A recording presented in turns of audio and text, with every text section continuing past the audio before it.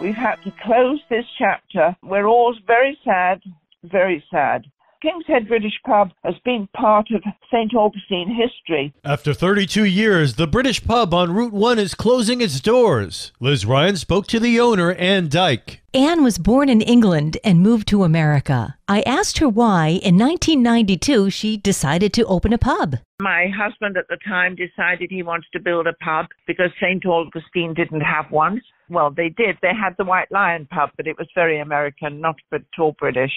A lot of people questioned her choice of location. There wasn't a lot up there on Route 1 at the time. Everybody said, you'll never do any good up there, you're way out of town. And I said, yes, we intend to be. We don't want to be bogged down by tourists, and we don't want to be flooded out every year. A lot of people stopped to get a closer look at that red double-decker bus out front and check out the British phone booth as well. But inside is where you get a taste of that authentic British fare. Fish and chip, the main thing that people think of with a pub. Scotch eggs, sausage rolls, fish pie.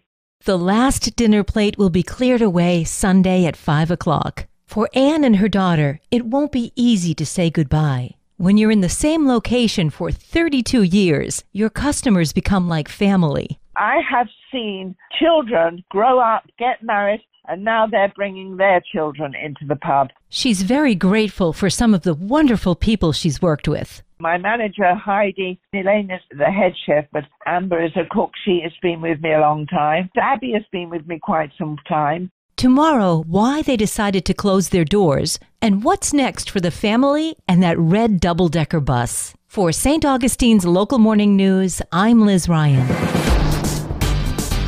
This local news is a service of your hometown Toyota dealer, Beaver Toyota, US 1 St. Augustine, here to wow you. The vision plan for the city was originally done in 2014. It kind of establishes the overall direction for the long-term vision of what the city wants to be. St. Augustine's Planning and Building Department is hosting a series of community meetings to examine the 2014 vision plan. Since it's been 10 years, it's time that we look at it again and, see if we're still on track, see if those themes still make sense. Planning and Building Director Amy Skinner says they also want to see if anything from the Vision 2014 plan should be changed. The 4 themes talked about livability, authenticity, character, and vitality. They established the first priority as the livability. We're not just a tourist town. People really live here. People really work here. And they talked about traffic and parking, and that's where our mobility plan was kind of born out of those initial conversations. Skinner explains why these meetings are important. The city uses the vision plan as well to set the strategic plan, which kind of guides our budget process. And having the strategic plan come out of the vision plan that guides our budget process means that we're double checking in how we're spending our money. Is the city spending the money where the people want the improvements going into the future? The first meeting is Thursday night from 5 to 7 at the St. Johns County Main Library. For St. Augustine's Local Morning News, I'm Daryl Moody.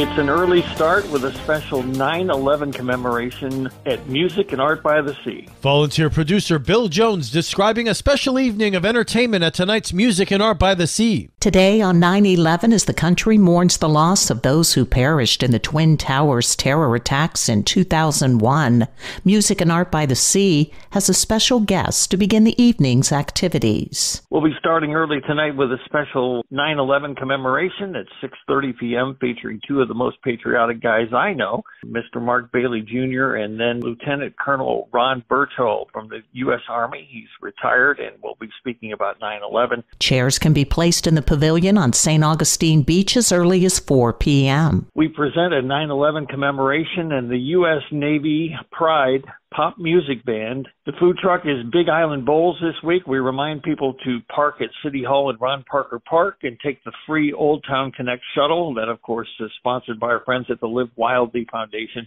It's going to be a great night. Bill Jones. For St. Augustine's Local Morning News, I'm Karen Johnson. And now you're up to date with St. Augustine's Local Morning News. I'm Rich Carroll.